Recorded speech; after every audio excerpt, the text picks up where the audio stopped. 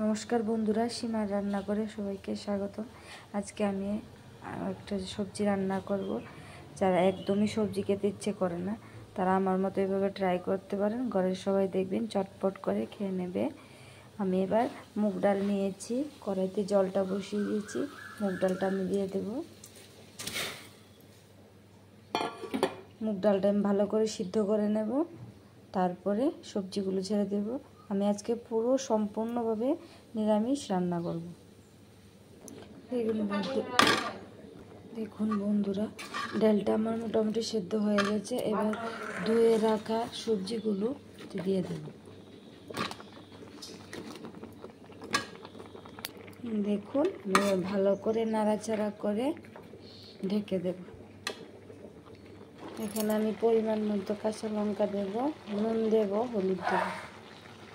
এখানে আমি পরিমাণ মতো জিরে গুঁড়ো অ্যাড করব। দেখুন বন্ধুরা, হয়ে গেছে প্রায় মোটামুটি আমার সবজি। কড়াইতে আমি তেল দিয়ে দিয়েছি। এবার দুটো শুকনো লঙ্কা, একটা তেজপাতা দিয়ে দেব।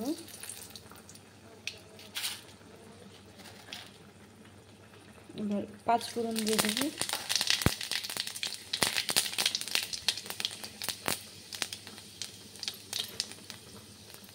আদা বাটা দিয়ে দেব।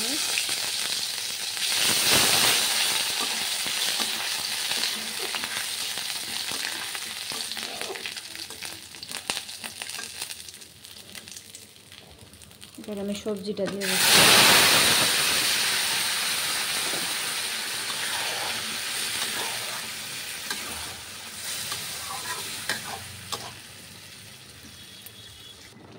দেখুন বন্ধুরা, হয়ে গেল আমার সবজি। দেখুন বন্ধুরা, হয়ে গেল আমার নিরামিষ সবজি। এটা আপনারা ভাতের সাথেও খেতে পারবেন, রুটির সাথেও খেতে পারবেন। কেরকম লাগছে অবশ্যই জানাবেন। ভালো লাগলে লাইক সাবস্ক্রাইব করবেন। ধন্যবাদ।